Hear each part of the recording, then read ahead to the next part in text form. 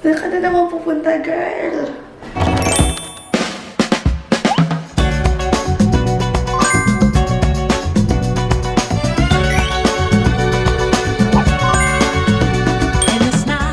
On my way to the bus station, even Batuta bus station, at hindi ko na-click yung lift to the ground floor. Tomorrow is my flight going to Armenia. Actually later because it's already 12:30 a.m. 12:30 a.m. and my flight is at 5 p.m. 5 a.m. Medyo antok na ako, sis. Antok na ako. Pag naantok ako, ganito yung tsura ko. Medyo wala pa akong boses because of the New Year sigawan.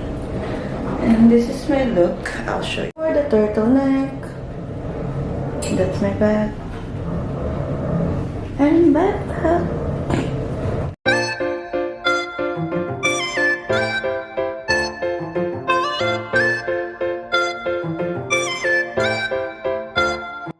Hi everyone! So, nasa bus station na ako. And syempre, as Shanika, naiwan na naman ako ng 1 a.m. na bus papuntang airport. So, I need to wait for an hour for the next bus. Anyway, it's okay.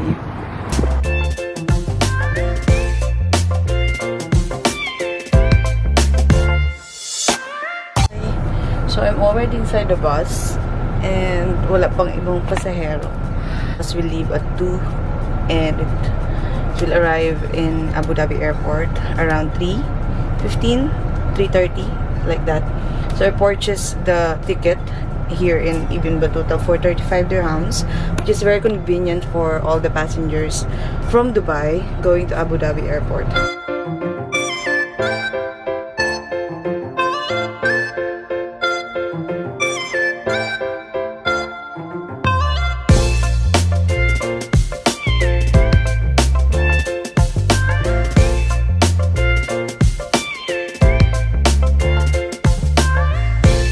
Hi everyone! So, kalabas ko lang ng airport. Tadam!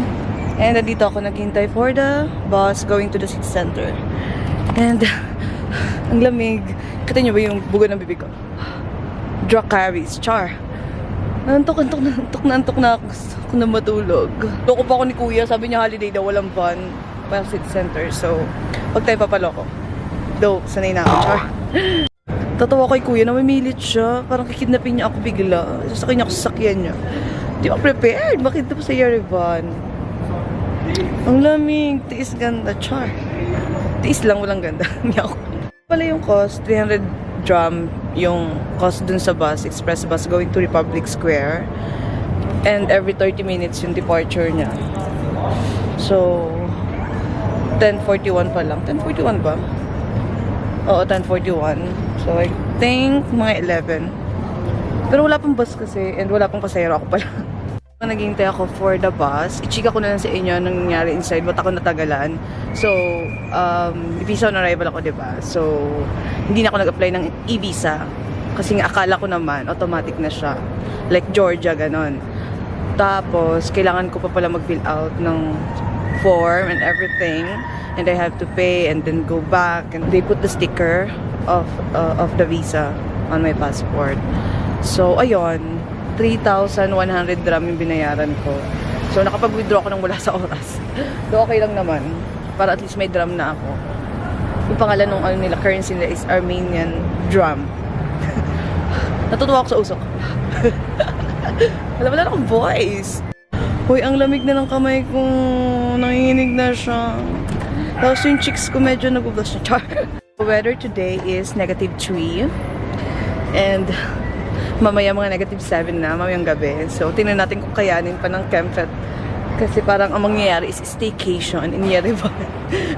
Napakalamig. Meh.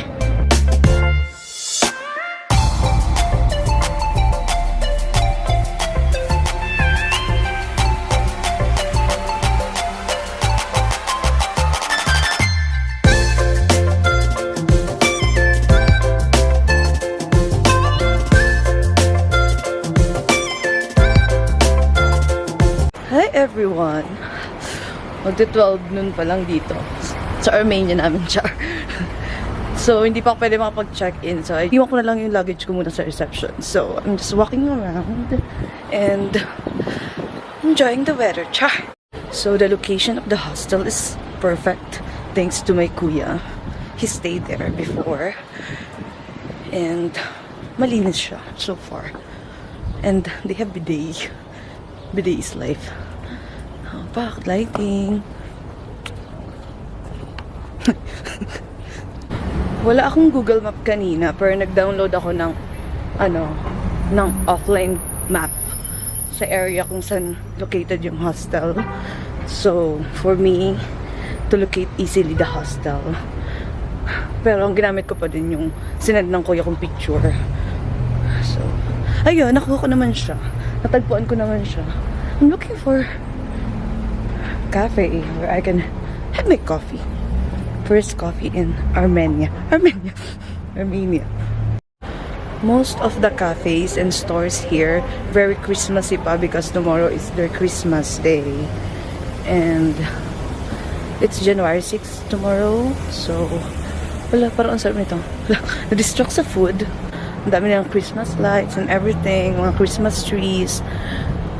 So, mag-Christmas ako dito tomorrow for the second time around.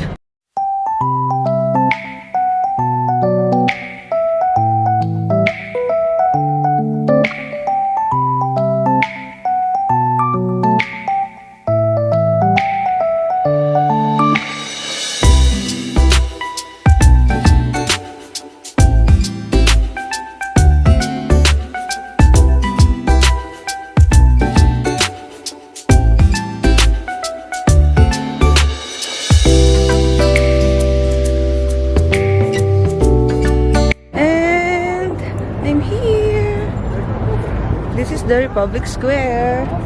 Pero mukhang circle. Ang lamig. There's a big Christmas tree there. And feeling ko maraming tao dyan tomorrow. Christmas Day. And maraming mga tours dito. Yung mga nasa van.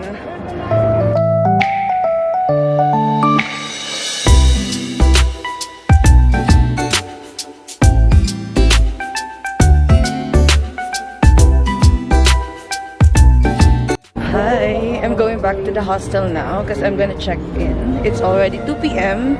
And chinek ko lang kung gaano kalayo yung Republic Square sa hostel. Ito, tada, yan. Yung building. I think it's a hotel. Hotel? Hindi hotel. So, nakapag-check-in na ako finally. And this is my bed. I requested for lower bed. It's 6 beds here. And it's nice, it's clean. And what I like is I have 2 lockers down here. And this is my bed. Antok na ako. Babagsak na yung pilik mata ko. This is the restroom. It's very clean. Look. And warm. Hi everyone. Good morning. Char. It's 9 p.m. and I just woke up. And ayoko nang mag-sleep kasi, gugutom na din ako. So, I'm gonna change.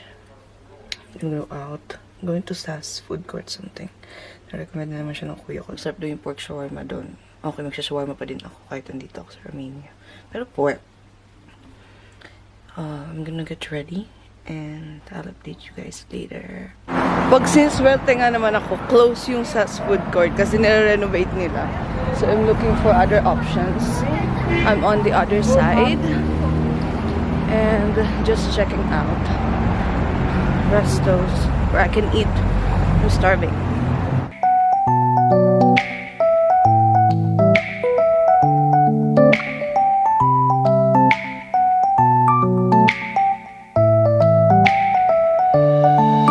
Success guys. Nabusog din akas. Pero ang sarap ng pork shawarma nila. Like, legit na pork. Pork is life. And now I'm looking for coffee. Coffee is life too. Alam nyo ba guys, may nakita kong express coffee machine kanina. So, buti lang may nakita kong isa. Express coffee machine. all you need is coins. Mura lang, mga 200, 150 drum, and all.